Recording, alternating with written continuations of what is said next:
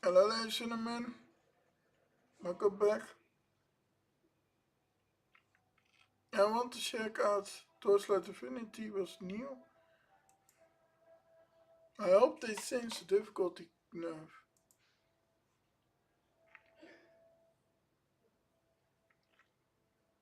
Ah, this is a new season. Season of Arcana. Now let's read what it is. New game back and new. Mhm. Mhm.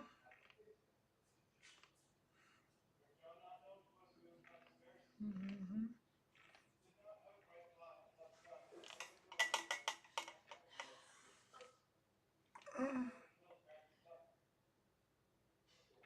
Ah, I see this. Cool.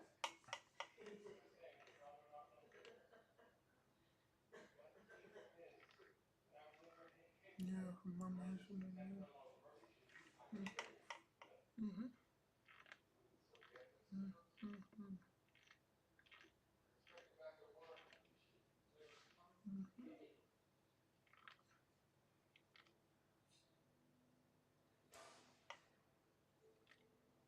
Alright, we got new season. Arcana.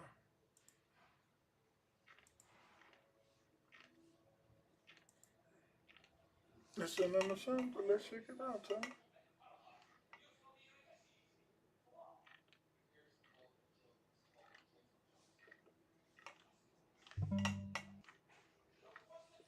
Ja, ik vind het absoluut deze. Ik heb een heel lang weekend tot en met dinsdag.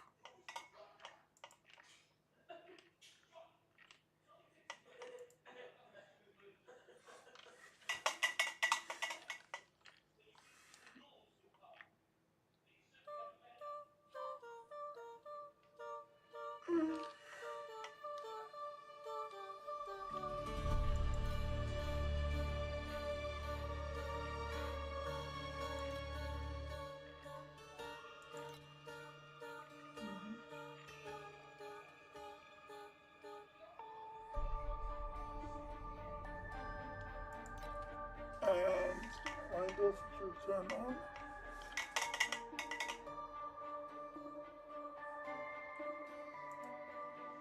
I set it to but I need to cue.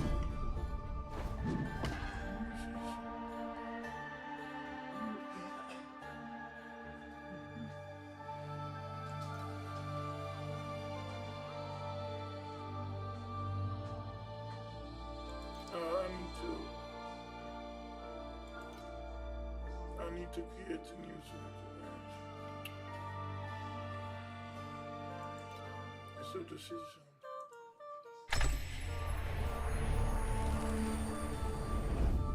like what I'm doing.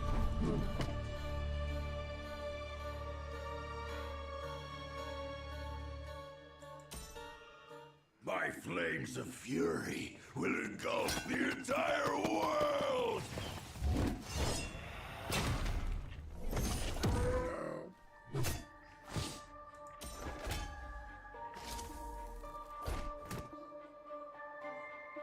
No. Death was once a gift to me, yet now we are happy to admit you.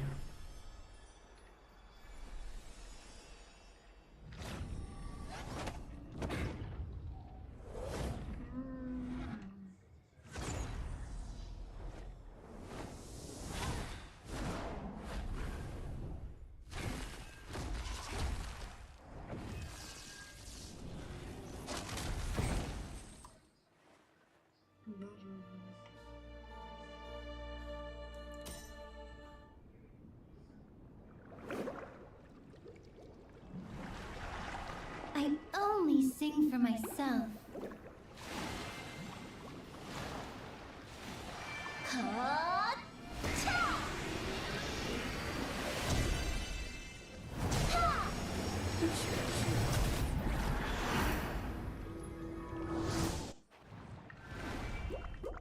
And now she's Spanish.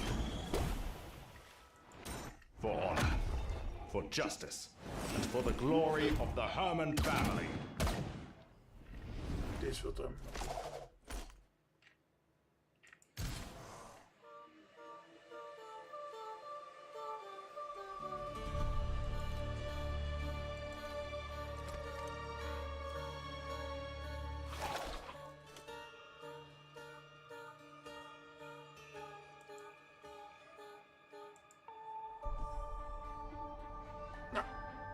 Why am I not allowed to move my mouse? Nou, wat is hij aan het doen? Who knows? What's looking for?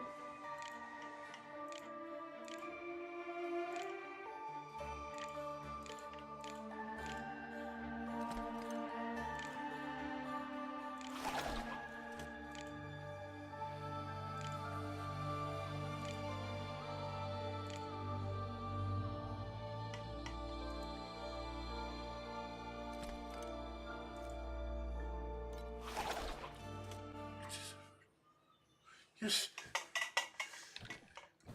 No. Partner, you're finally awake.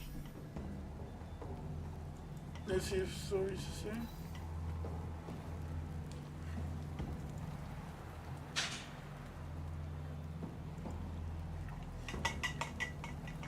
Thank the gods. You're finally all right, partner. The good thing you're feeling better now. We need to go to the hideout and aid others right now. We must hurry!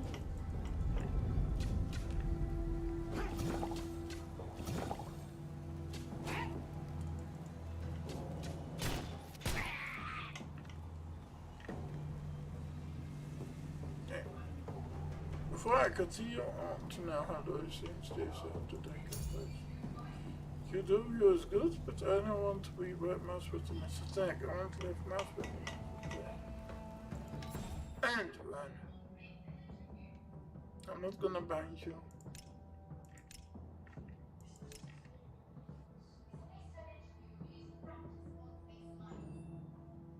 Yeah, but that even makes good.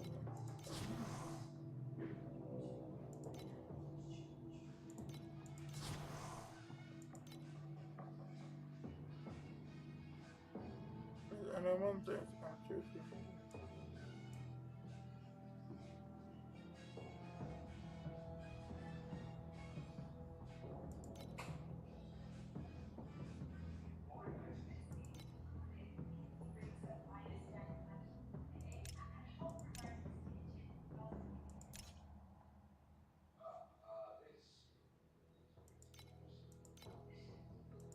Oh, no, I don't need to see.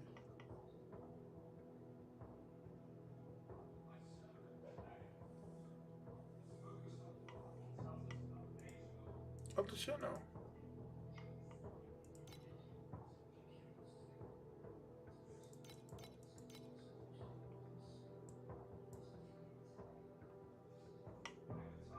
No.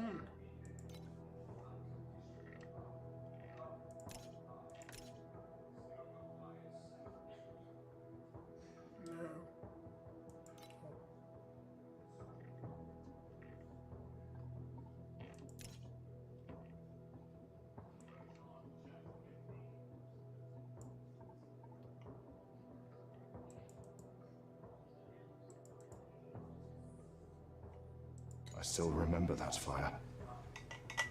All those burnt corpses. And ashes that are darker than the night.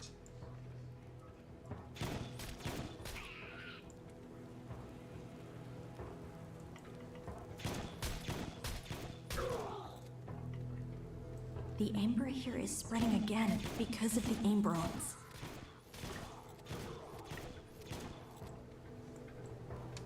I'm to reload this game again.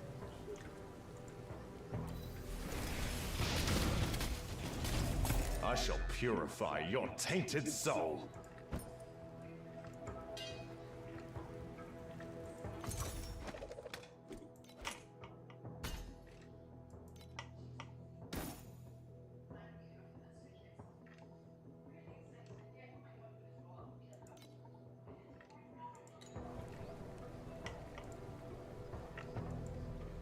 Partner, let's go. It's time to take out all these intruders.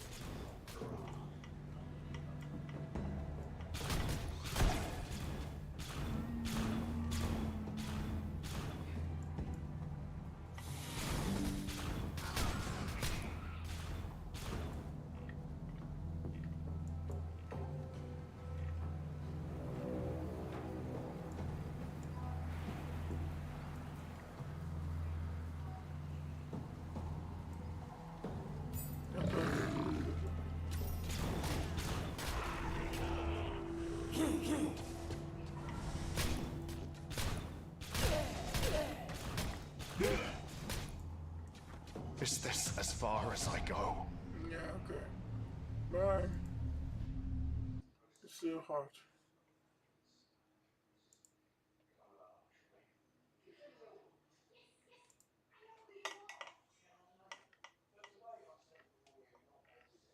Yeah. I know, but it is not 24 hours, huh? Itch. My eye itch. Yeah.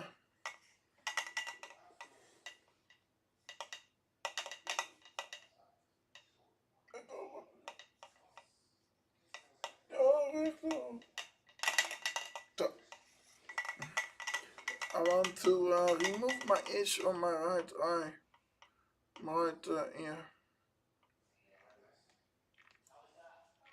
That's all.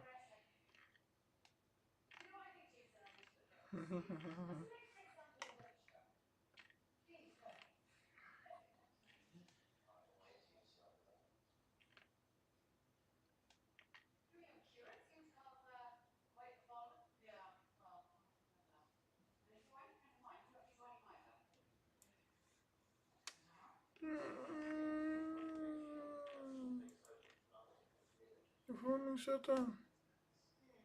Oh. Ook in je huis.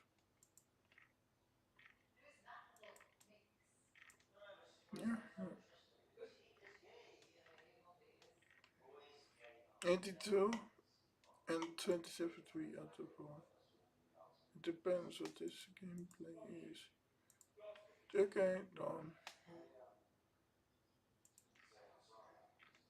Oh no, it's just for shooting.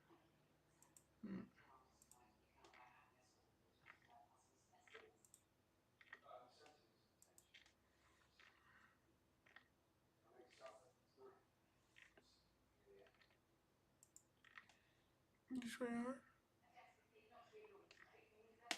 Dat kan ook als het...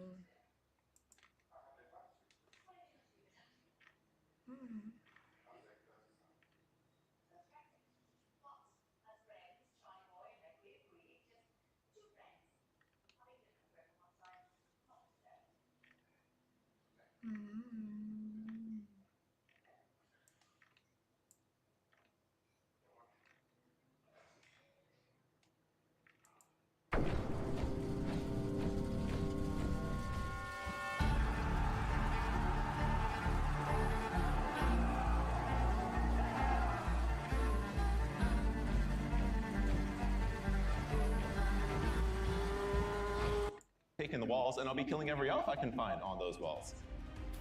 Yes. That was terrible. Let's try it again. Yeah. The forces of Saruman the White march forth to destroy the kingdom of Rohan. Legions of Uruk-hai are ready to storm the walls. Within this force is dozens of crossbowmen and archers, berserkers, a battering ram, siege ladders, explosives, and ballistas. An Uruk-hai war leader commands the force, supported by several Uruk captains. And one deviation from the film, there's going to be a troll going at the walls as well. I kind of want to see what happens when you pull Aragorn's arms off. Change his name to Armagon. We are playing the good side, the Rohan Elvish Alliance, defending Helm's Deep. They outnumber us probably, what, 10 to 1? King Theoden rallies the men of Rohan to defend the fortress to the last. The forces of Rohan consist of archers, warriors, and elite Rohan Royal Guard. They are arrayed in rank to defend the keep. Elves, led by Haldir, and of course, the heroes of legend, Aragorn, Legolas, and Gimli will defend the deepening wall. will it be enough?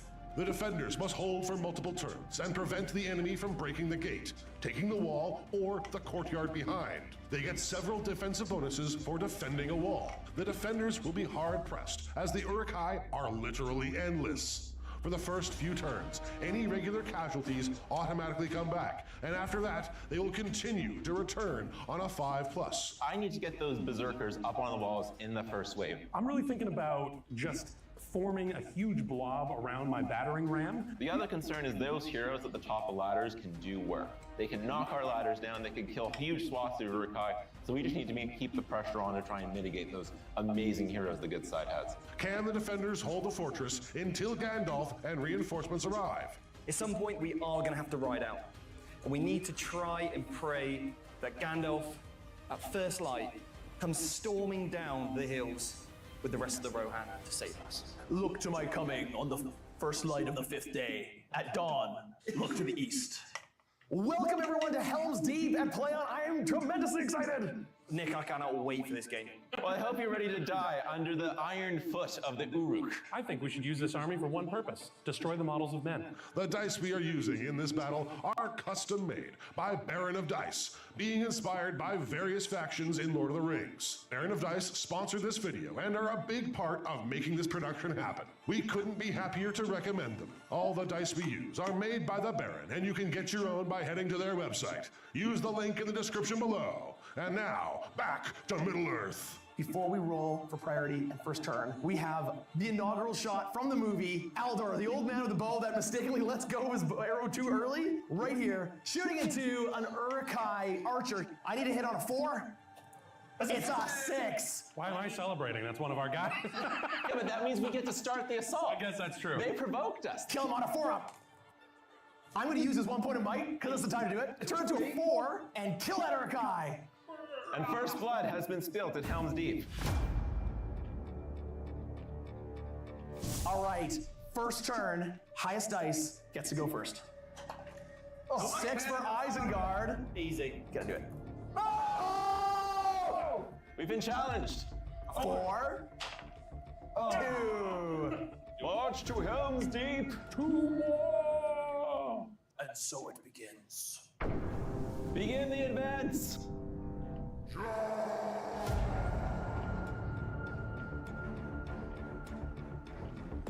Our ladders are rushing forward with berserkers and heroes leading the way.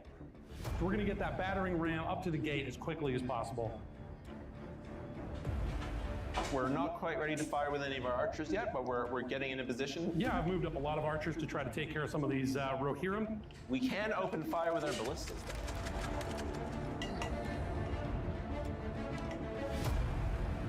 Evil has completed its first turn of movement, moving hundreds of models. Would you guys like to move anybody? Shoot. Sit still so we get full bows. This scenario has a number of cool special rules. Those siege ballistas are not allowed to target the heroes. So let's open fire.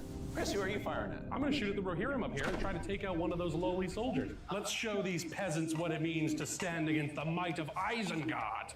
Ah! I'm also going to fire up towards the castle. Let's go with that guy right there. If it hits it, I believe it carries on and hits all the other guys behind. On a 4. Ah! Do you have any other shots? No. Would you like to open fire? Yes. Yes. Letho infile. Latho is loose, so that's fine. Their armor's weakest in the neck and under the armpit. 5 guys into the berserkers. 5 shots. Hit on 3s, 4 hits. What do I need to wound? 6s? Easy. So nothing. Legolas is gonna have a try. 3 shots, 2 hits, couple of 6s. Oh, he's killed him. Berserkers have a feel no pain rule on a 6. No, he goes down. It still only counts as 1. Banner's dead. The guy behind picks up the banner. This scenario also has a special rule to account for the crazy night fighting. If you're within 12 inches with a bow, you get +1 to the roll, which means that you will actually wound it on 5s. Captain down! Howdy. No. Well, that's me. Well, it's me now. Give them a volley. Fire at the battering ram. Ooh, not bad, not bad. 4. There's some guys in the way, so on 1, 2s, and 3s, it hits the guys in front of the battering ram. All hit the guys in front of the battering ram. Killed 1. Oh. Bleh.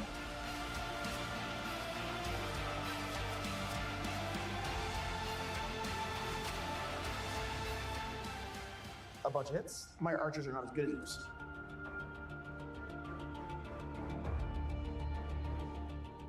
Not bad for first round of shooting. No score yet as the end of turn 1, but that might change as we get closer to them getting on the walls.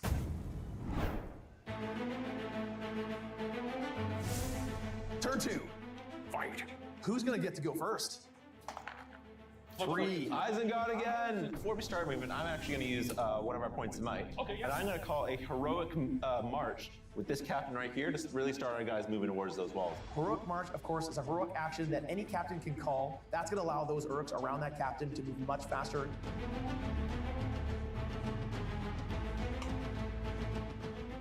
I've continued my push up the causeway here. We took a couple casualties. Rohan's putting up a little bit of a fight. So I'm looking forward to getting that gate down and taking some revenge for our fallen Uruk brothers.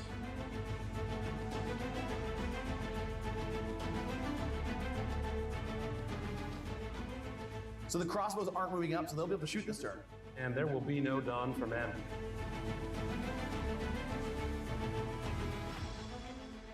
I'm in turn 2 right now, and my back's like, hey, what are you doing? Sorry, what does my banner do again? If you fail a fight, you get to re-roll your fight. Our movement phase. Do you want to move any? Can I move away? Like, shoot phase! Shoot phase! Aragon gets a free might a turn. We're going to use it right now. Heroic shoot, which means he gets to get to shoot his bow, but everyone else around him within 6 inches is also going to get to shoot right now before they do, even though they have priority. You can probably pepper the guys with their bows. Captain shot. He's hit. Want to see a 5? I'm going to show you one. No one. There we go! Kill the crossbow in. Boom!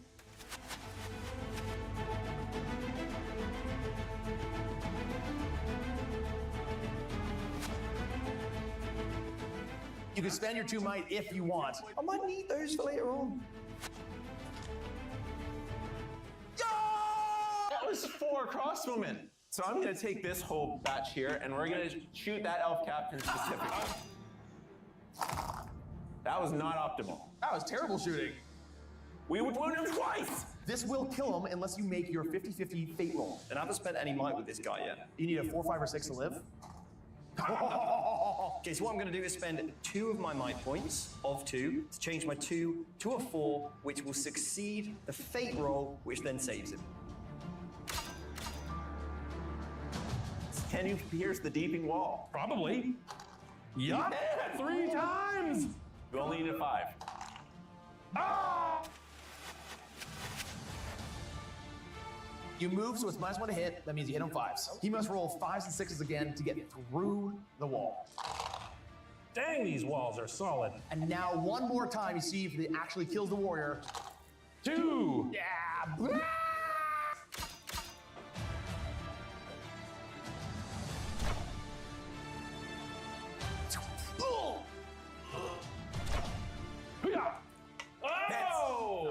Roll the scatter. 5. Because he didn't roll a 6, he has to choose a different guy than his chosen target. But because he rolled high enough, he gets to choose it rather than us. If it was low enough, we could actually choose a different target within 6. We could actually choose one of his guys. We're gonna choose this guy here. We need to see if it hits the wall. It does not hit the wall. He flies back D6 inches.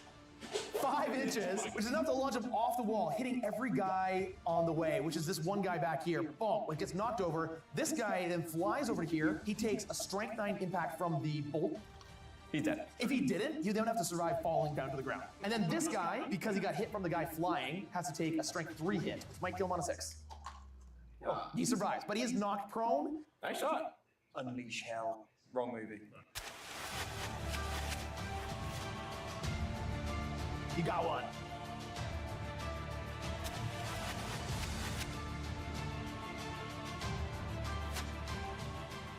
No! You really gonna throw his axe? Yes, at this captain.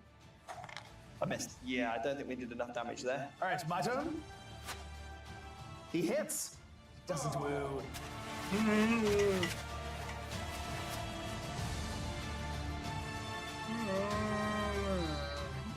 Don't kill either. Did we even put any like tips on these arrows? I got one. Unfortunately, I need to kill 1 more guy, and then they would have been reduced on their movement on it. Nothing. I'm immune! So after that, there's still 9,999 Urukai left to kill. The forces of Saruman race towards the wall, heedless of any casualties. They know the world of man could fall.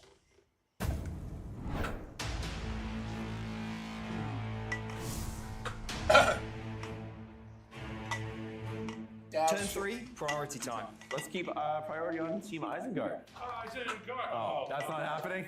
Oh, we've got it, Nick. We're gonna call it a heroic march with the spear captain up here to try and get some of these ladders up onto the walls. March gives you distance, but not priority. If I move 3, it can still shoot, right? Yes, you can. What's the range on my banner? 3 inches on either side. We're gonna move him this way and give Gimli rerolls. I've got guys rushing towards the gate to brace the gates. Where's the guard? All right, I'm gonna be moving up the battering ram further up the causeway.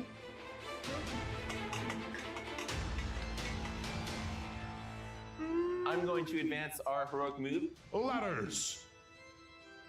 3 bomb teams getting closer to the wall. The first one is nearly there, with 2 more being brought up in.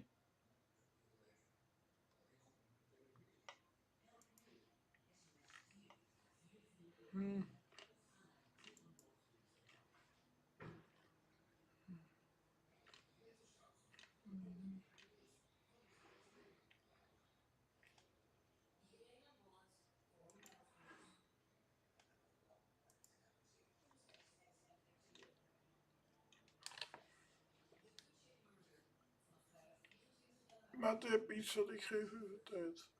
Ja. En heeft hij hem opgelost? En zo is nou.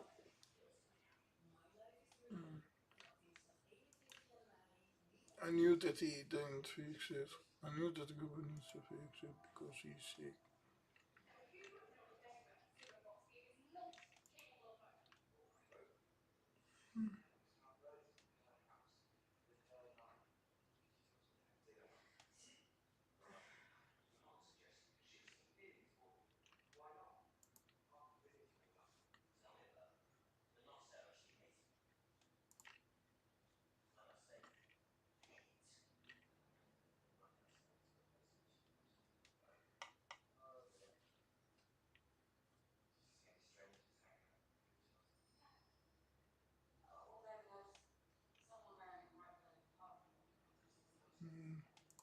In 1937, J.R.R. Tolkien unleashed the children's novel The Hobbit onto the adolescents of the world, which consequently blew their tiny minds and threw them into a fantastical world of goblins, wizards, and dragons. The Hobbit was incredibly well received, but it wasn't until 1954 that readers were able to explore Middle-earth once more with the release of The Fellowship of the Ring. This marked the beginning of an epic adventure that ultimately spanned a 3-part collection and crafted a realistic, living world onto the page. Over time, The Lord of the Rings has become something of a classic piece of literature, and so naturally it's received numerous adaptations into various media, including animation, film, TV, and of course, video games. Middle-earth has been around since before gaming was born, meaning the games industry has been trying to adapt the works of J.R.R. Tolkien practically since its inception.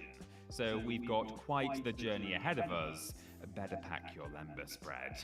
But before we begin, there are some ground rules to cover. Firstly, this list will focus on The Lord of the Rings video games only, so games must be set during or alongside the events of the Lord of the Rings trilogy, and we won't be including any Hobbit or wider Middle-earth titles. Since Tolkien's legendarium spans thousands of years from before the dawn of time, I'm sure you'll forgive us for limiting ourselves to a more manageable 20-year period. Sorry, The Lord of the Rings Gollum, we really did want to include you, but as you're set between The Hobbit and The Lord of the Rings, even our rules didn't want any part of you. Oh, Jesus, I forgot how horrifying you look. Stop! We're also excluding mobile games on account of them all just being quite poor, and when it comes to ports, we're only ranking them separately if they differ greatly from the original, because if we wanted this video to last forever, we'd get Treebeard to read the script. We've ranked these titles based on player and critical reception upon release, alongside a healthy dollop of hindsight and common sense, because sometimes an 8 out of 10 in 1985 doesn't translate to an 8 out of 10 nearly 40 years later.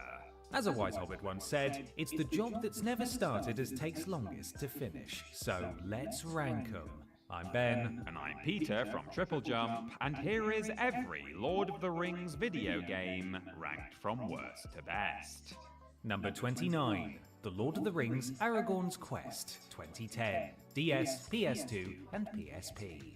Aragorn's Quest is a heavily compressed and extremely boring retelling of the Lord of the Rings trilogy as seen through Aragorn's eyes. The game begins with Aragorn facing off against the malevolent Maiar himself, Sauron, but before you come for us in the comments to tell us that Aragorn never fought Sauron head-to-head, this scene is revealed to be a fantasy concocted by Samwise Gamgee's children as they inaccurately reenact Sauron's defeat. Sam wags his hairy hobbit finger, sits them down, and tells them the story of how it really went, acting as a narrator for the events that play out in the game. As Aragorn, players move through battle areas and set pieces from an isometric viewpoint, while Sam relays the main plot points to his children through cutscenes at the end of each area. XP, abilities, and new equipment can be earned throughout the game, and various areas are unlocked in the main campaign, which act as challenge modes, with the aim being to defeat a group of enemies and a boss within a set time limit. The Lord of the Rings Aragorn's Quest for Wii and PS3 may not have landed well with critics, but their last-gen and handheld counterparts fared even worse. The first and most major flaw was that the game attempted to fit an epic journey that took Tolkien nearly 600,000 words and Peter Jackson over 11 hours into a 4-hour game that mainly consisted of waving a sword around like a child with a sparkler. Critics saw no merit in the rushed, incoherent plot, which was supposedly aimed at younger audiences but was incomprehensible to seasoned,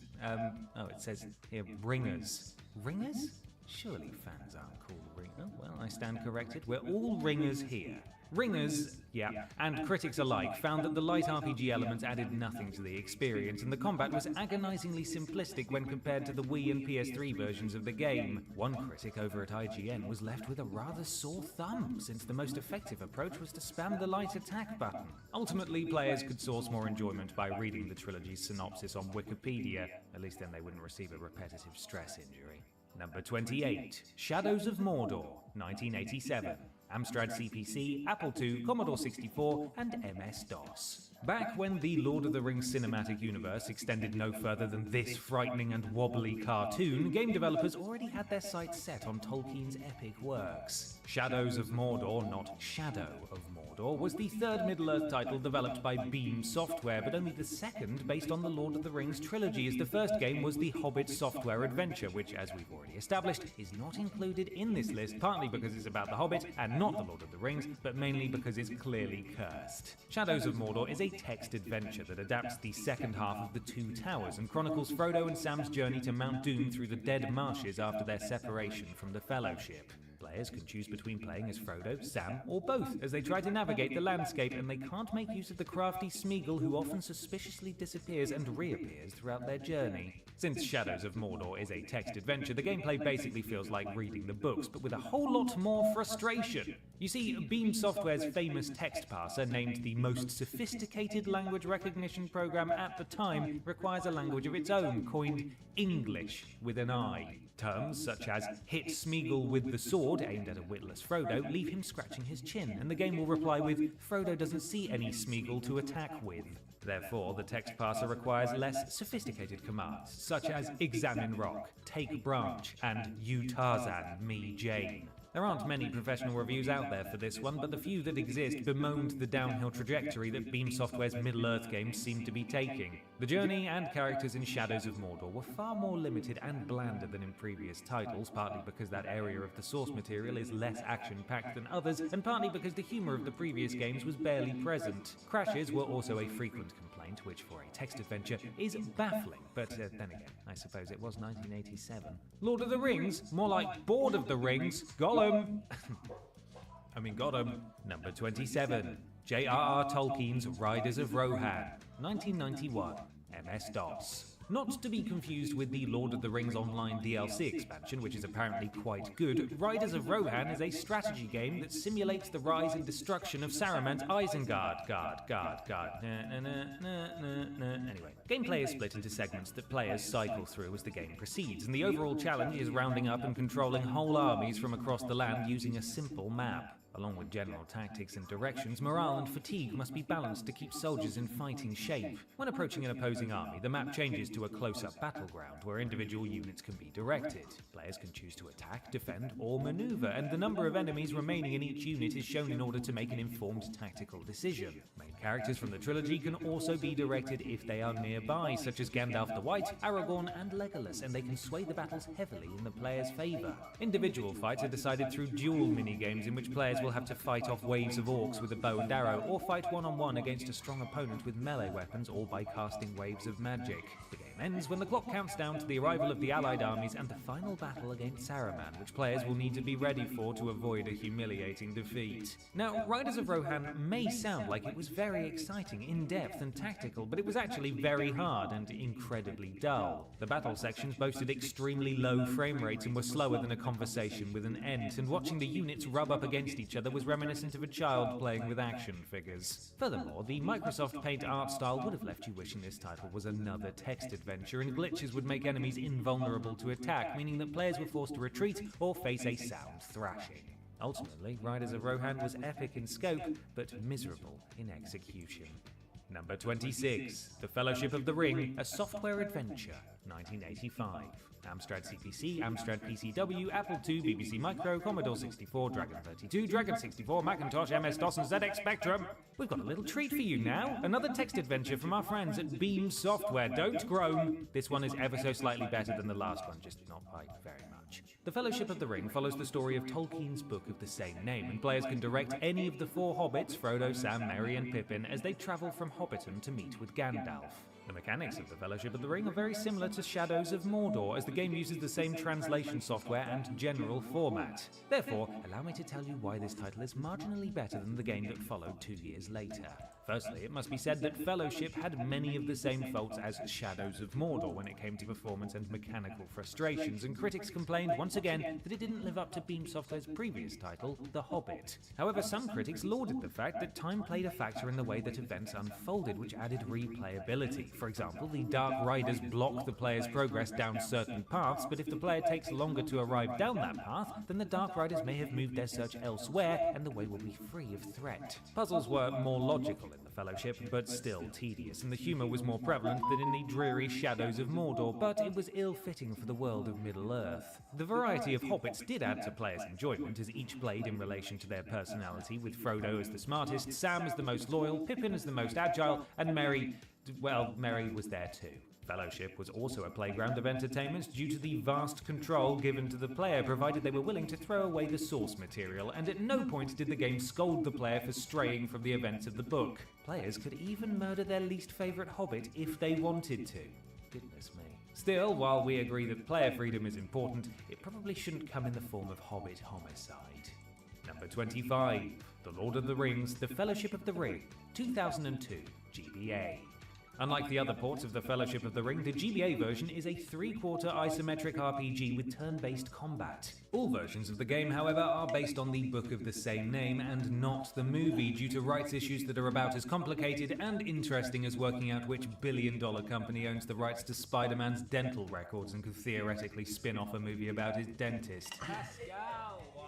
This means that Ringers, which still doesn't sound right to me, get to meet fan favourite Tom Bombadil, though we're not sure why the devs opted to make him look like a dirty Santa Claus. He's not the only character with some design flaws either. Merry doesn't look very merry, and Farmer Maggot is so haunting that I see him every time I close my eyes. The Fellowship of the Ring allows players to explore sectioned areas from the book as they work through both the main plot and a variety of side quests given by the villagers. There are even opportunities to play as the entire Fellowship as one huge party later on in the game, which would be a dream come true if it wasn't packaged within such a bad title. It won't come as a shock to you to find out that critics were displeased with the GBA's inferior port. The turn-based battles were a huge component of the game, but critics found them to be incredibly slow and monotonous. The characters' sluggish movements during battle was likened to pulling teeth, and what's worse, enemies always got the first turn, so players couldn't interact with the game for the first 30 seconds of every fight. As if that wasn't bad enough, XP wasn't awarded at the end of combat, because characters gained skill points from quest progression only, making every random battle feel completely pointless. The final gigantic nail in the coffin for Fellowship of the Ring was a bug in the minds of Moria that would cause the game to crash unless gamers knew to pause and save the game at a particular point to avoid it. Patches weren't possible back then, so the game was never fixed, not that it would be worth playing even if it wasn't full of bugs.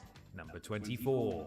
War in Middle-earth, 1988. Amiga, Amstrad CPC, Apple IIgs, Atari ST, Commodore 64, MS-DOS, MSX, and ZX Spectrum. War in Middle-earth may sound like it takes place outside of the Lord of the Rings trilogy, but it begins near the start of the Fellowship of the Ring, with Frodo having received the letter from Gandalf telling the Hobbit to leave without him. Remember, Frodo, a wizard is never late. He arrives precisely when he means to. So he precisely means to abandon you to whatever fate awaits you at the hands of the Nazgul. Have fun. To help Frodo on his journey, players have two viewpoints, the overview map level and the action level, which can be switched between on the fly. This is quite helpful in the beginning, as it means that the Hobbits can avoid the Nazgul since they're too weak to confront them directly. Later, once the party is stronger, they'll be able to take on more formidable foes, but until then, it's no use trying to be a hero. If the party can survive long enough, the goal is to keep Sauron's army busy while Frodo makes his way to Mount Doom. Critics didn't completely pan this truncated version of Tolkien's tale, and it's still enjoyed today by die-hard fans for its decent simulation of Frodo's journey across Middle-earth. However, like a neighbour's dog that won't stop using your garden as its personal toilet, it's difficult to love. The cursor was the main source of anguish, as it was imprecise at best, causing players to end up viewing the wrong area on the map when trying to focus on a character. They then had to wait 20 seconds for music to finish playing before they could zoom back out and try again. It didn't help that said music sounded like a dial-up modem, as many critics pointed out. Additionally, some of the character designs were questionable, to say the least. Ringers may complain about Peter Jackson's depiction of the Balrog and its large wings of fire, but nobody's talking about War in Middle-earth's offensive interpretation.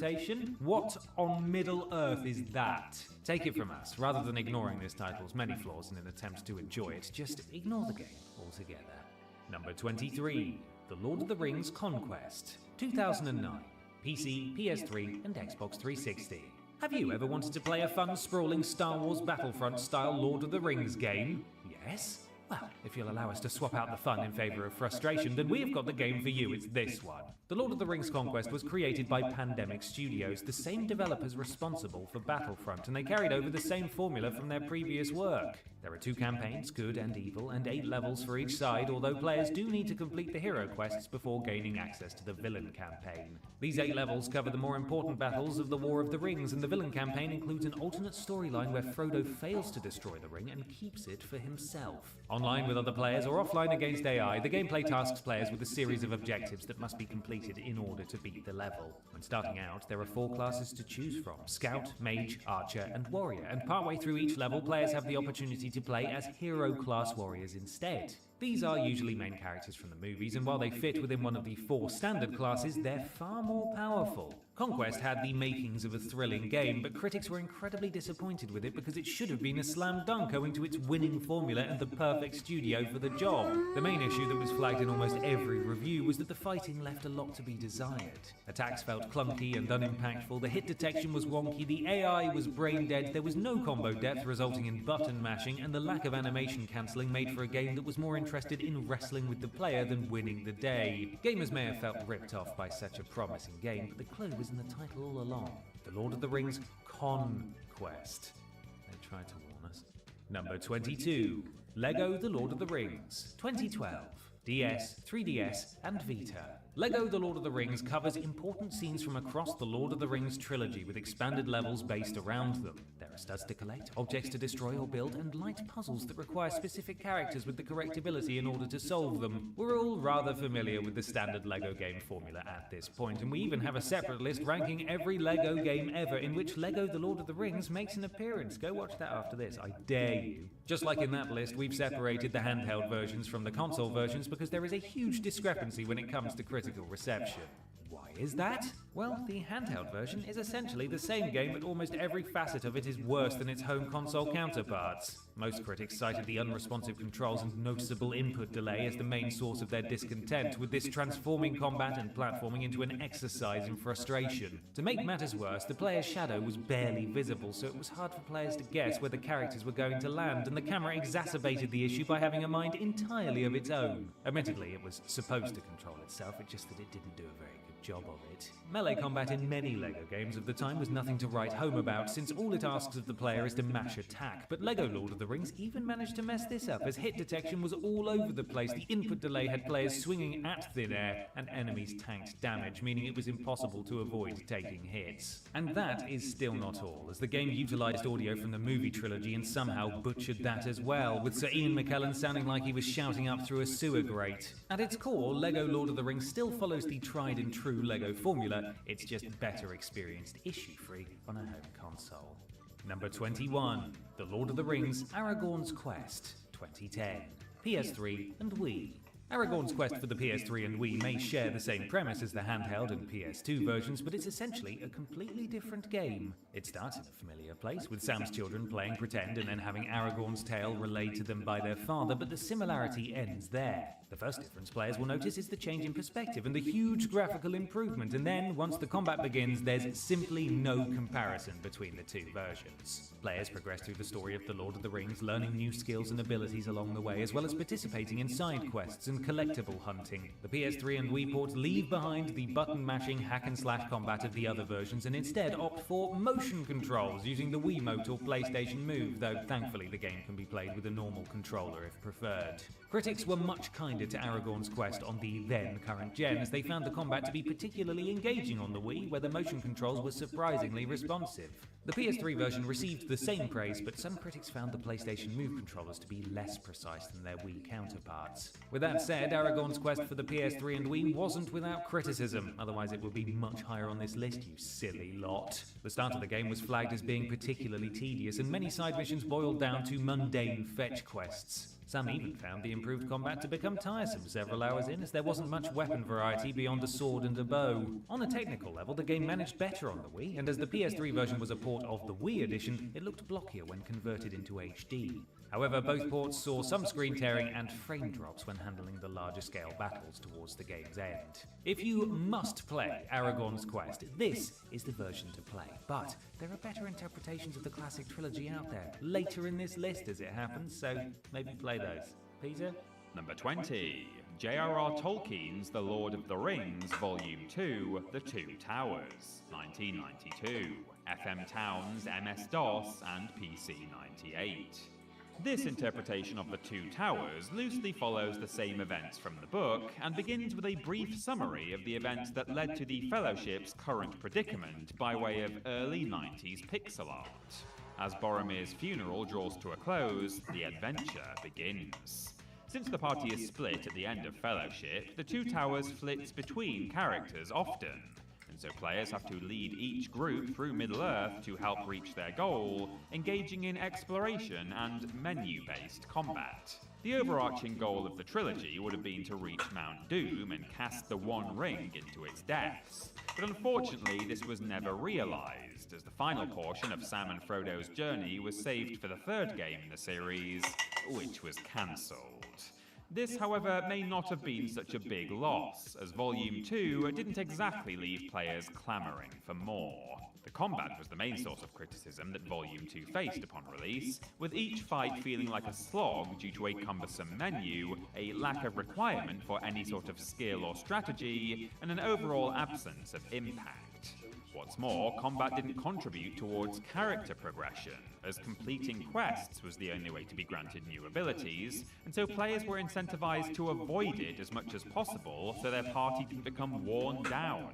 Players found the pacing to be slightly off as well, thanks to the constant switching between parties at different locations, which led to underdeveloped characters. But the title was salvaged by the love poured into the vast open areas and enjoyable quests, which captured some of the Tolkien magic. Even these aspects weren't without fault though, as scaling issues meant the mountains were the same size as a hobbit, and the character art left something to be desired too.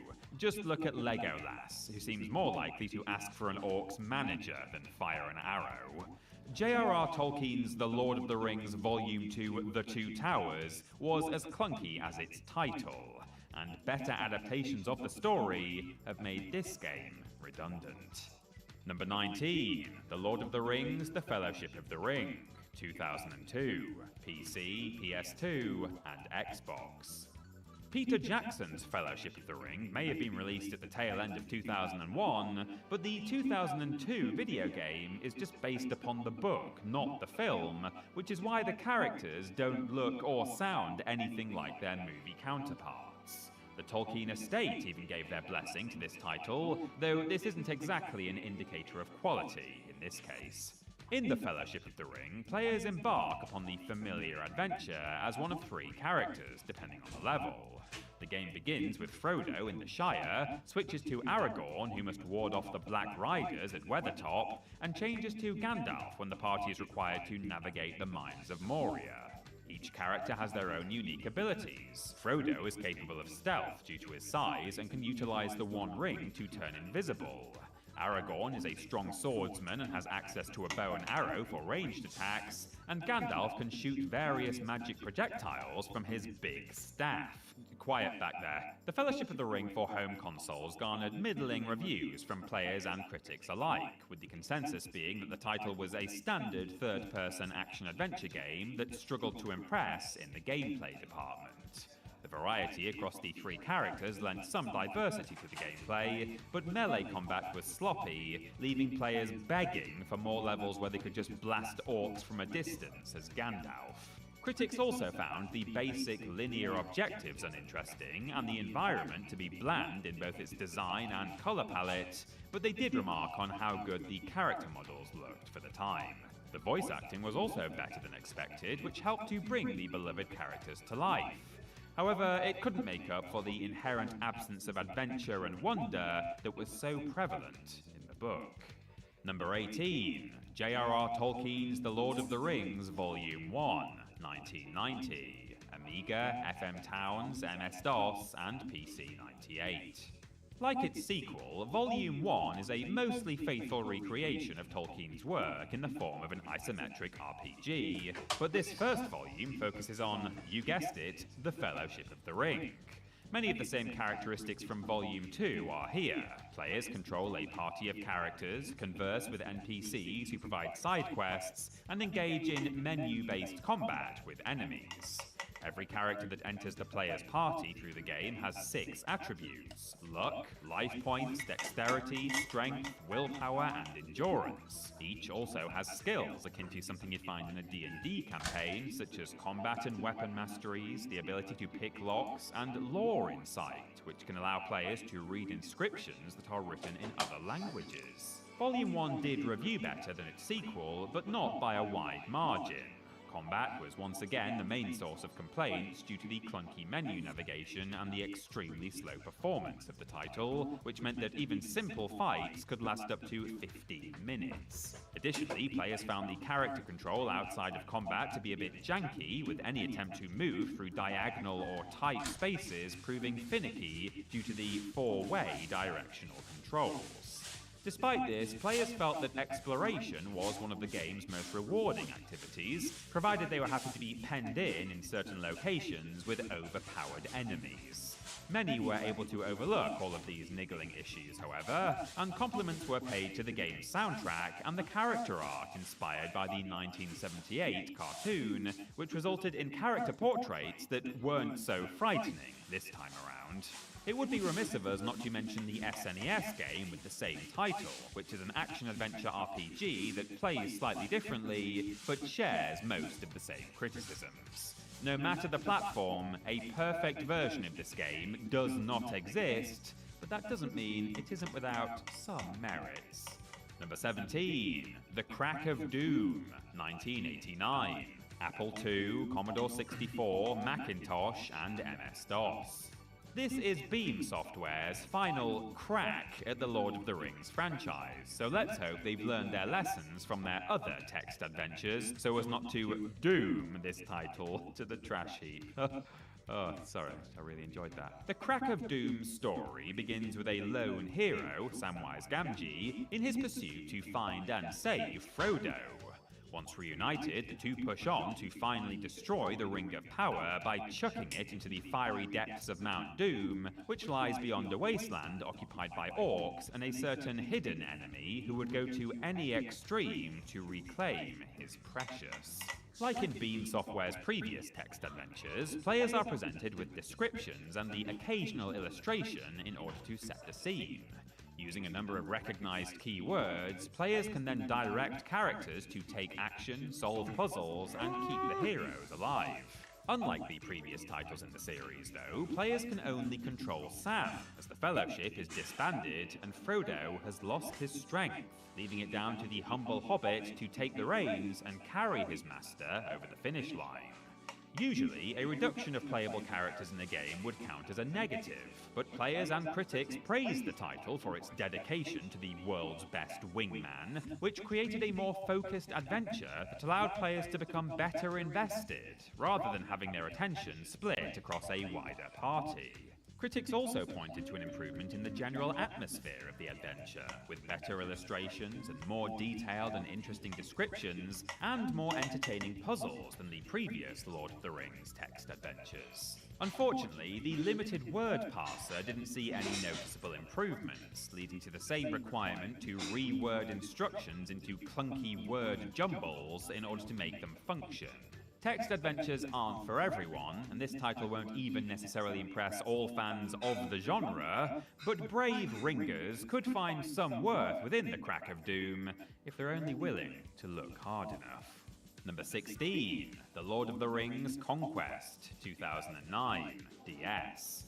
We return again to epic battles and squandered potential, but this time on the go. Whoa! Much like its PC and home console counterparts, The Lord of the Rings Conquest for the DS captures the biggest, most epic battles from the Lord of the Rings trilogy and allows players to participate as anyone from a lowly foot soldier all the way up to a giant sentient tree. Like many home console to handheld ports though, this title lost a few features in translation, but the bulk of the game is still here. The main campaign mode, for example, remains largely untouched, with good and evil storylines to undertake, bolstered by music and brief cutscenes from Peter Jackson's trilogy. Gameplay in this mode follows the same pattern, with players starting as basic scouts, mages, archers, or warriors, and later being presented with the option to upgrade to a supercharged version of their class in the form of a named character from the films. This time around, though, the action takes place from an overhead brawler-style camera rather than an over-the-shoulder perspective, likely because the DS didn't have an analog stick until the 3DS was launched a few years later. By and large, Conquest for the DS was a slightly slimmed down and graphically uglier version of the PC and home console versions, so why did critics enjoy it more? Well, it's because it managed to achieve the bare minimum where its counterparts couldn't, in that the combat actually worked. Admittedly, critics didn't exactly praise the combat, but its simplistic hack-and-slash nature was responsive enough to get the job done, at least. 4-player co-op via local play was also an important feature, despite the lack of online play, as defending Helm's Deep with friends at your side was an item ticked off the bucket list for many fans of the franchise. The Lord of the Rings Conquest for DS did come with a graphical downgrade, but as far as we're concerned, it was still the more complete package, and many players look back fondly on their precious time spent with the game. Number 15, The Lord of the Rings Tactics, 2005, PSP. For fans who felt like it was a shame that Sam and Frodo never got the chance to beat the ever-living snot out of a ring wraith or take on a mountain troll by themselves, The Lord of the Rings Tactics has you covered. Once again, players get the opportunity to take on Sauron's armies in the good campaign mode or thwart the Ring-Bearer in the bad campaign mode. Levels begin with clips from Peter Jackson's trilogy, and the characters are based on the actors from the films, so movie fans will have no trouble immersing themselves in this version of Middle-earth. The plot, however, takes a back seat and serves only as an excuse to act out the many battles from across the trilogy. In fact, the section of the Fellowship of the Ring set in the Shire is glossed over entirely, and players begin at the Battle at Weathertop. The Lord of the Rings Tactics is a 3D turn-based strategy game, so gameplay consists of conflict scenarios that cycle through a movement phase and a combat phase in turn. Unlike many strategy games of this type though, both the player and their enemies resolve their turn at the same time, so placement is chosen based on where players think the enemy may be moving to, adding an element of randomness and requiring just a dash of forward thinking. Hero characters gain XP and gold after a successful battle, which can be used to upgrade stats and buy items and new abilities. Want to grind until Sam is an unstoppable killing machine worthy of taking on Sauron himself? Who wouldn't? I did. That said, the grind was one of the things with which critics had a problem. The game was almost impossible to play through linearly without the enemy's power creep becoming too pronounced, so critics were forced to replay previous battles in order to farm XP and gold. On the plus side though, the enemy AI did receive praise for being intelligent enough to challenge players and keep them on their toes. As a strategy game, The Lord of the Rings Tactics falls short, but it does work as a serviceable experience for fans of Jackson's trilogy. Number 14, The Lord of the Rings: War in the North, 2011, PC, PS3, and Xbox 360. If you're looking for a game set in Middle-earth, but you'd rather Aragorn was Aragon and you wish to see Legolas Lego less, then pay close attention to what we have to say about Lord of the Rings: War in the North. Set in parallel to the story of The Lord of the Rings, and occasionally intersecting with it, The Lord of the Rings: War in the North follows a trio of adventurers, Eredan, Andriel, and Farin, as they try to track down the Black Númenórean Agandaur, who's been tasked with laying waste to the northernmost regions of Middle-earth by Sauron. At the beginning of each level, the player must choose which of the three protagonists they wish to proceed with, and each has their own unique abilities. Eredan's skill set focuses on stealth, Andriel's on ranged spell-based combat, and Farin's on melee. Alternatively, if players wish to subject their friends to War in the North, up to 3 players can party up and work their way through the campaign together. The advantage of this is that all the secrets hidden in each level can be found in a single playthrough, whereas going it alone will mean repeating stages with each of the characters, and let me tell you, this isn't a game that's worth playing through more than once. War in the North got a fairly lukewarm reception on all 3 platforms, and the main complaint that critics had was that it played things too safe. Many found the characters to be bland, the story to be unmemorable, and the gameplay overly linear and lacking in innovation. Furthermore, the game suffered from numerous technical problems, including bugs, wonky AI, and subpar collision detection, to name but a few. Still, aside from its questionable technical performance and lackluster everything else, it was at least a reasonably competent action RPG with nice graphics and a tone befitting the subject matter. Would players remember their experience with it for years to come? Absolutely not. But would die-hard Tolkien fans have fun hacking and slashing their way through Middle-earth for a few hours? They shire would. That's rubbish. Number 13, Guardians of Middle-earth, 2012, PC, PS3, and Xbox 360. Sometimes you'll be in the mood for a bit of Middle-earth video game fun, but you just don't have the brain space to work out what that tree is trying to tell you, or just how old that one elf guy is. On those days then, it might be worth booting up Guardians of Middle-earth, the 2012 MOBA, or multiplayer online battle arena if you want to get serious about this, that focuses its attention squarely on fighting. Players start by choosing from one of 20 Guardians, including the likes of Gandalf, Sauron, and even Gollum, before heading out into an arena with up to 4 teammates and facing off against an enemy party of as many as 5 players. Each Guardian has their own individual abilities, and the overall aim of the game is to destroy the opposing team's base before they can demolish yours. Both the PS3 and Xbox 360 versions of the game fared quite well with critics, whilst the PC port took a bit of a bashing. Though this was probably to be expected, as the game was very much geared towards the console market, which is somewhat unusual for a MOBA. The controls, for instance, which have been designed specifically to give controller-toting players a good experience, were applauded, as were the AoE attacks that meant the lack of precision stemming from not using a mouse wasn't a problem. The optional timer was also well received, as were the graphics, though the UI did catch a little flack for being a bit cluttered. The main problems that PC users faced then stemmed from the controller-oriented nature of the game, with players feeling it was quite unresponsive when using a keyboard and mouse. It was also compared unfavourably to other PC MOBA titles like Dota, with critics bemoaning Guardian of Middle-earth's lack of depth. Basically, if you were new to the MOBA scene and wanted to just dip your toe into the genre, then there were worse options than Guardians of Middle-earth. Just do yourself a favour and play it on console, if you're going to play it at all. Number 12, The Lord of the Rings: The Third Age, 2004, Game Boy Advance. It's time to get your thinking caps on now, because we're getting tactical with The Lord of the Rings: The Third Age for the Game Boy Advance, which is not to be confused with The Lord of the Rings: The Third Age for GameCube, PS2 and Xbox, an RPG that we'll get to shortly.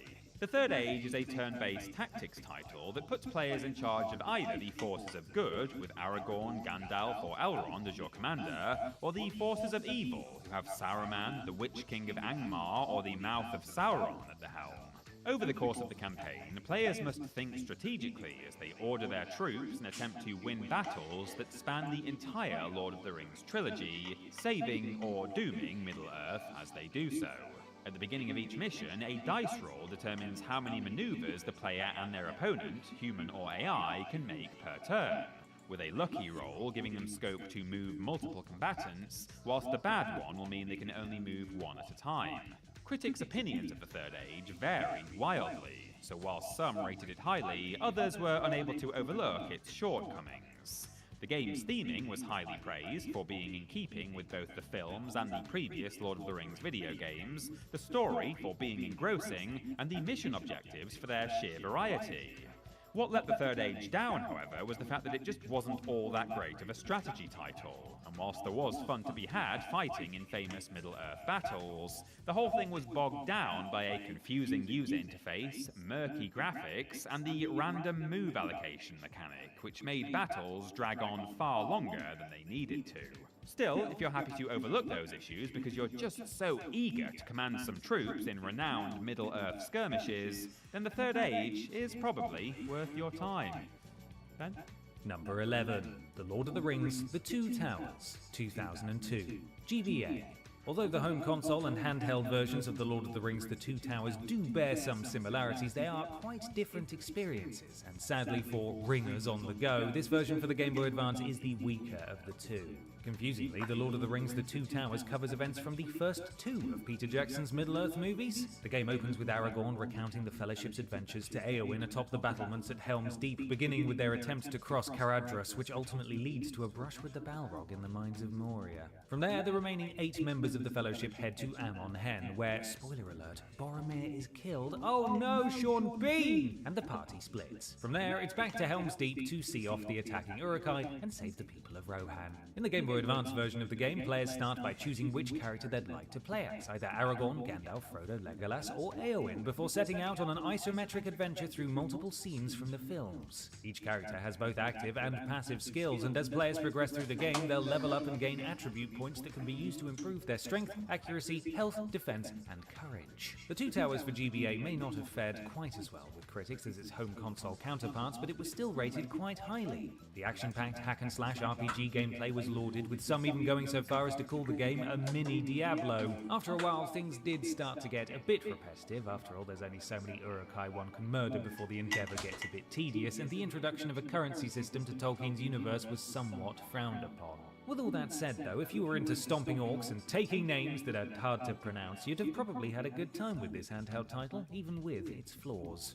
Number 10, The Lord of the Rings: The War of the Ring, 2003, PC. Are you in the market for a game that's somewhat like Warcraft 3, but with more Middle-earth and less contributing to Bobby Kotick's annual bonus? Well, I'm afraid we can't help you on that second point, as The Lord of the Rings: The War of the Rings publisher, Sierra Entertainment, was absorbed into Activision Blizzard long ago, but we can at least fulfill the first part of your wish, so, silver linings. In this real-time strategy title from the developers of Desperate Housewives the Game, players are charged with commanding armies in various Middle-earth battles. It's up to them to choose whether they wish to fight on the side of good or evil, and which campaign they embark upon will be reflected by this choice. The game's focus is not on recreating prominent battles that players will be familiar with, but instead presents scenarios that are based upon, but not directly lifted from, Tolkien's written works. For example, one good mission will see Legolas pursuing an escaped golem, whilst evildoers will find themselves undertaking activities like escorting slaves through the marshes of the not at all hilariously named Wet Wang. Fun fact, Wet Wang is an actual place that you can visit. It's a very nice village in Yorkshire, and the residents don't like it when you laugh at the name. Anyway, I digress. Wet Wang. Critics were quite kind to The War of the Ring, complimenting both campaigns, as well as its controls, graphics, audio, and the game's technical competence. Most agreed that it was a good entry point to the RTS genre for those with little to no experience, but felt that the lack of depth would be off-putting to real-time strategy veterans. Some hardcore fans were also unhappy with the creative liberties taken with Tolkien's work, but conceded that their love for the original books may have coloured their opinions somewhat. In short, The War of the Ring is a great game for those who take neither real-time strategy nor The Lord of the Rings too seriously. Number 9. The Lord of the Rings Adventure Card Game, 2019. PC, PS4, Switch, and Xbox One. The most recent title on today's list is 2019's The Lord of the Rings Adventure Card Game, a game that does exactly what the title suggests, i.e. it's a card game set in the Lord of the Rings universe that offers players adventure. Heavily inspired by The Lord of the Rings The Card Game, a cooperative and strategic card game set in Middle-earth, Adventure Card Game provides players with a way to experience Tolkien's famous setting in a card-based format without having to buy binders to keep their collection in or worry that their favourite card might get creased. As is often the case with games of this strategic nature, Adventure Card Game is relatively straightforward to learn but difficult to master. Players build a deck of up to 30 cards, choosing from 4 different card types: tactics, lore, spirit, and leadership, and each type can only be used if you have a corresponding hero card, of which you may have 3. Aside from heroes, players will also collect allies, which are less powerful character cards, events, which are basically spells, and attachments, which are pieces of support equipment. Though the game does stray somewhat from the established canon, each battle is still given context, so no encounter ever feels random or pointless in the grand scheme of things. After all, when the fate of the world is at stake, you don't want to be wasting time on barroom brawls, do you? Adventure Card Game was mostly well received by the critics that tried it, and they appreciated the narrative-driven PvE gameplay, artwork, and the lack of microtransactions, which are generally prevalent in these sorts of titles. In fact, just about the only thing that let the game down was its lack of PvP, which most reviewers agreed was a missed opportunity on the part of the devs. Yes, the matches against the computer were enjoyable, but they weren't as enjoyable as playing against your mates, especially if you were good at the game and would have trounced them every time. Number 8. The Lord of the Rings The Third Age, 2004. GameCube, PS2, and Xbox. No, you're not suffering from deja vu. This is indeed the second game on this list bearing the title The Lord of the Rings The Third Age, though this one is an altogether different game than its handheld counterpart. Where The Third Age for GBA is a turn-based tactics affair, The Third Age for GameCube, PS2, and Xbox is an RPG in the style of the Final Fantasy series. The game is a loose adaptation of the events of Peter Jackson's film trilogy, and only Peter Jackson's film trilogy, because at the time the rights to Tolkien's literary works were held by Vivendi Universal Games, so if it wasn't in the films, or the folks at EA didn't make it up themselves, it couldn't go into The Third Age. The story follows a party of adventurers whose quest to save Middle-earth parallels that of the Fellowship, with the two stories occasionally intersecting. The gameplay is split into 2 different modes, the first being 3D exploration through the overworld, and the second turn-based combat, which uses a conditional turn-based system, allowing players to carefully consider their next move without having to worry that the enemy will attack whilst they're pondering. Each party member has their own unique set of skills and will gain more as they progress through the game, plus they can all be equipped with elf stones that can grant additional abilities. The game fared slightly better with critics than the handheld version, and compliments were paid to the fresh, enjoyable story, with the polished visual presentation that accurately conveyed the grandeur of the Middle-earth setting and the crisp audio also receiving praise. The main criticism was directed at the RPG mechanics, and whilst the game was largely functional, it lacked the depth that RPG aficionados would doubtlessly have been looking for. With that said, however, the simple, streamlined approach would likely have resonated with those less well-versed in the role-playing genre, and as such, can't necessarily be considered a bad move. Number 7.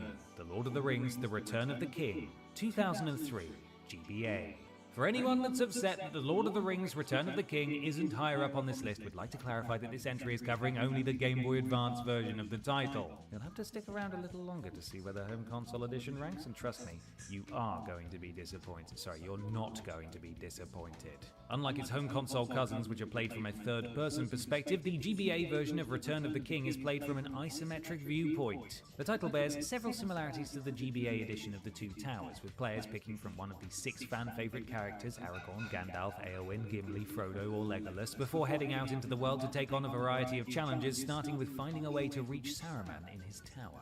Each character has a number of different skills, attributes that can be improved with points which are awarded for progressing through the game, and their own storylines, so Frodo won't face the same challenges as Aragorn, for example. Though the gameplay was quite similar to its predecessors, Return of the King was considered by most to be the better of the two on account of the fact that improvements to the engine meant that more sprites could be on screen at once, and as such, Return of the King felt more action-packed than The Two Towers. The multiplayer, which allowed players to buddy up with a pal and tackle the levels cooperatively, were also lauded, as were the graphics and the save any time feature. The game did catch some flack for being a bit on the repetitive side, but that was practically the only negative thing that critics had to say about it. Well, that and the fact that it wasn't quite as good as the home console editions, but that was probably more the fault of the GBA's limited hardware than it was anything the developers did or didn't do. Number 6. LEGO The Lord of the Rings, 2012.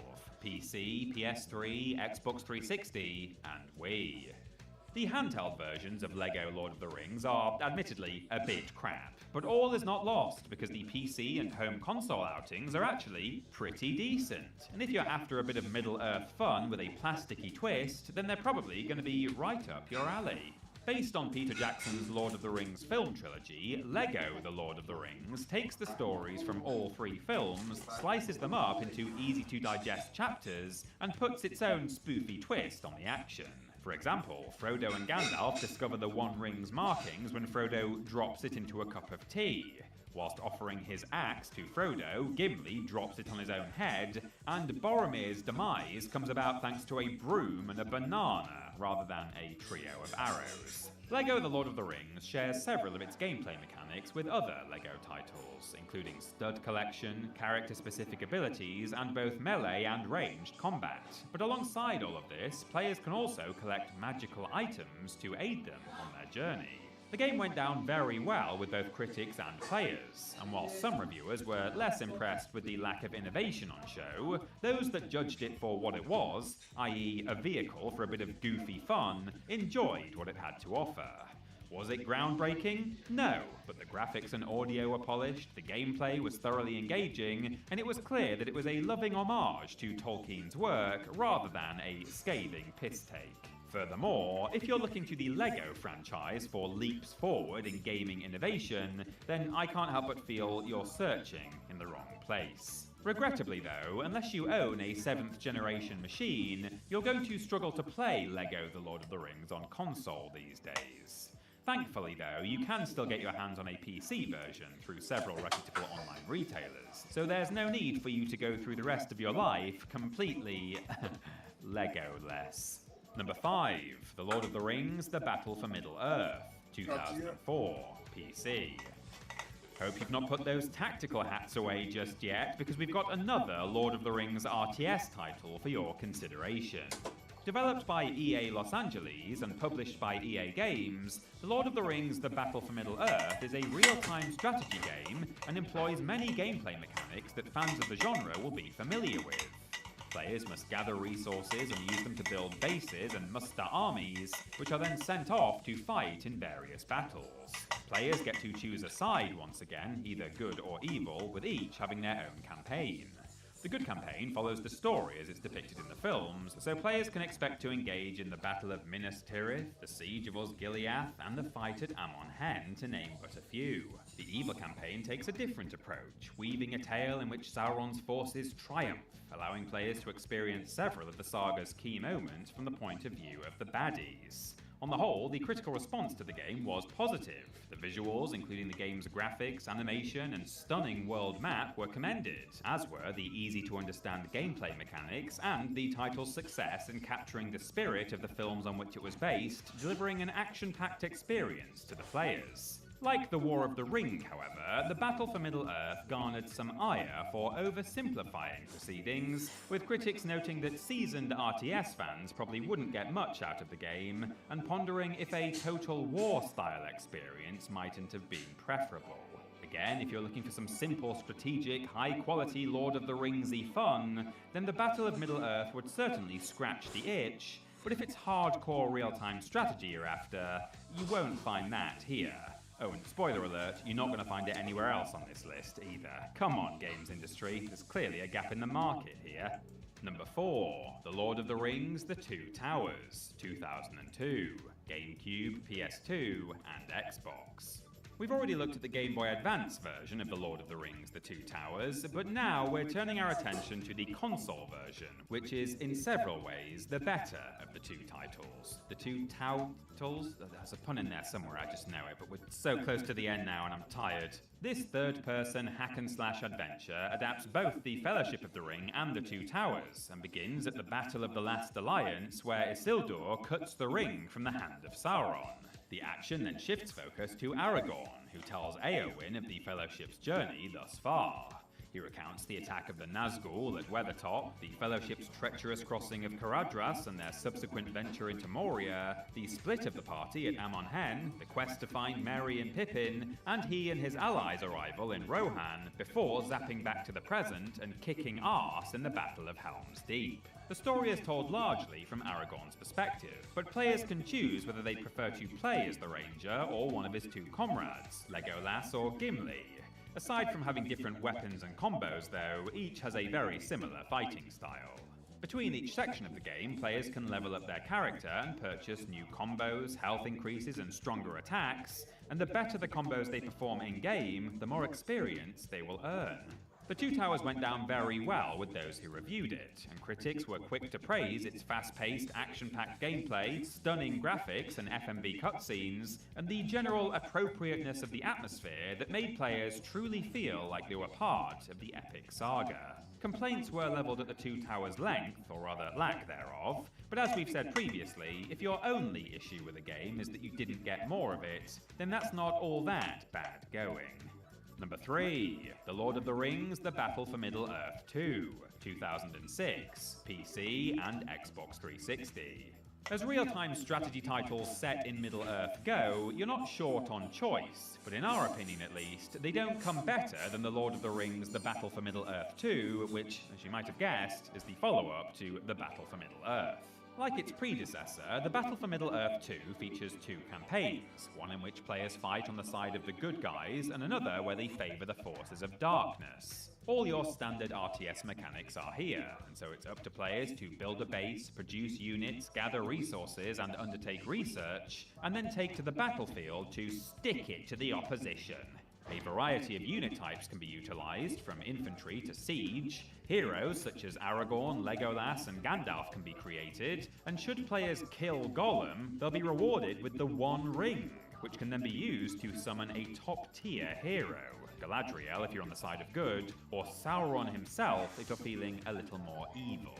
The Battle for Middle-earth 2 enjoyed a warm reception from critics who could find very little in the way of fault with the title. Its audio-visual presentation was top-notch, its gameplay was well implemented, and the game overall was considered superior to its predecessor in several ways, the most notable of which being the fact that it allowed players to build anywhere on the map rather than in preset zones. Those less impressed with the title were critical of its multiplayer, which some found to be unbalanced due to the heroes being too strong. Others cited its lack of innovation as the biggest reason they wouldn't recommend it, since they felt that the Battle for Middle-earth 2, whilst competent, didn't do anything that other RTS titles hadn't done already. I personally would disagree though. Show me another real-time strategy where you can kill Gollum and then summon Sauron to fight in your army. No, go on, you look. I'll wait. Number 2, The Lord of the Rings Online, 2007, PC. It's well established that Middle-earth is a sizable place, and as such, ringers have been clamouring for years to be able to explore every facet of it. Well, in 2007, their prayers were answered in the form of The Lord of the Rings Online, the Middle-earth set MMORPG. The game initially launched as The Lord of the Rings Online Shadows of Angmar, which sees players involved in a campaign against, well, the Kingdom of Angmar, but updates have seen additional storylines added, including one that takes players deep into the mines of Moria, and another that sees them embroiled in the affairs of Rohan and the Battle of Helm's Deep. Like in other MMORPGs, players start out by creating a character, choosing from one of 7 races, including man, elf, and dwarf, and 11 classes, such as burglar, captain, or runekeeper. From there, they head out into the world, embark on quests, gain experience points, gather materials, and craft items. The Mines of Moria expansion added legendary items into the mix, Riders of Rohan brought mounted combat to the table, and Before the Shadow added the Delving system, which allows players to increase the difficulty of certain missions and world instances in order to earn rewards. Upon its release, The Lord of the Rings Online was lauded by critics, and whilst one or two weren't keen on the PvP aspects of the game, everything else about the title garnered a great deal of praise. The quests were engaging, the gameplay was engrossing, and the general presentation was outstanding. The game was nominated for several awards and won the PC Game of the Year accolade at the Golden Joysticks in 2007, as well as making appearances in several publications' Game of the Year lists. In subsequent years, multiple outlets have continued to extol the Lord of the Rings Online's virtues, and its transition from a subscription model to a free-to-play one, alongside frequent updates and expansions, has no doubt helped it to stay relevant in the MMO space to this very day. Number 1. The Lord of the Rings, The Return of the King, 2003. GameCube, PC, PS2, and Xbox. Despite what the title would suggest, The Lord of the Rings The Return of the King is not simply a video game adaptation of the third film in Peter Jackson's beloved trilogy, but covers the events of both The Two Towers and Return of the King. So really, it's 2 games for the price of 1, and you know how we love a bargain here at Team Triple Jump. According to the game's senior producer, Todd Arnold, the Return of the King's developers didn't intend to retell the story of the films, but instead they wanted to give players the experience of being a part of their most critical moments. As such, the focus is squarely on the gameplay, with only light narrative elements sprinkled in here and there to give those who hadn't seen the films a little context for their actions. The game begins at the Battle of Helm's Deep before branching into 3 separate arcs. The Path of the Wizard follows Gandalf as he assists the Ents in their battle against the Uruk-hai and Orc army, attempts to distract Sauron by leaning into his belief that Pippin has the ring, and helps the armies of Minas Tirith to defend the city. The Path of the King sees Aragorn, Legolas and Gimli trying to recruit the army of the dead to their cause, and their subsequent effort to secure victory at the Battle of Pelennor Fields. Finally, the Path of the Hobbits follows Frodo, Sam and Gollum on their journey to Mount Doom, beginning with their escape from Osgiliath and continuing through Shelob's Lair and the Tower of Cirith Ungol. Gameplay takes the form of third-person hacking and slashing, and players get to jump into the shoes, or hairy feet in the case of the Hobbits, of Gandalf, Aragorn, Legolas, Gimli, Frodo and Sam, with Faramir, Merry and Pippin also unlockable later in the game. Return of the King was a critical triumph, garnering commendation practically across the board for everything from its cinematic graphics, smooth animations and crisp audio to its satisfying action-packed combat and variety in the level design. The game was absolutely bursting with things to do and secrets to uncover, and remains unparalleled in its ability to immerse gamers in Tolkien's fantastical universe. All of that is to say that Return of the King, are you ready for it, was a video gaming experience, here it comes, that was truly precious.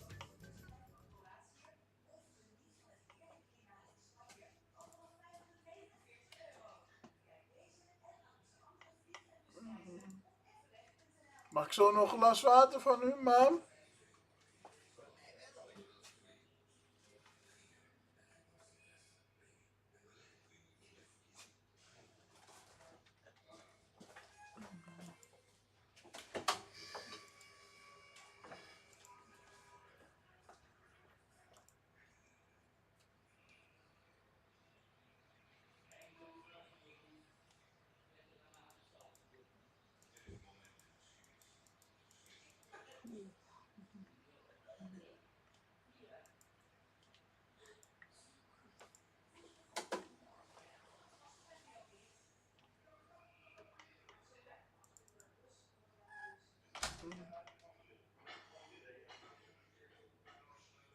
Nou, doe want de pijn ook even in. No. I want to play a film. So.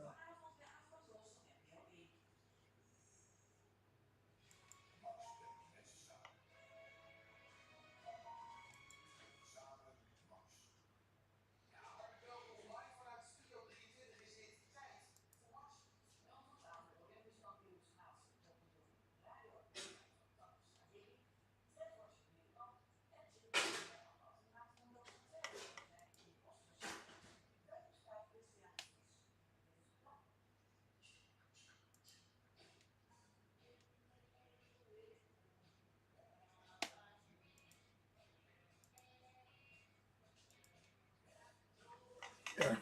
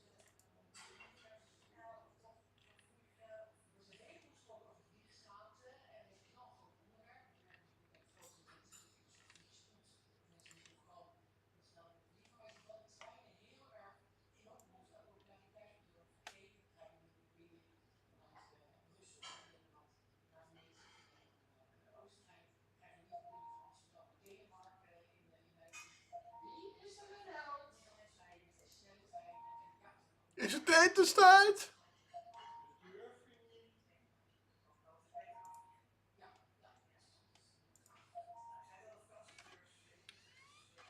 Ik durf hoor, mam. Jouw kookbeurt is goed hoor, mam.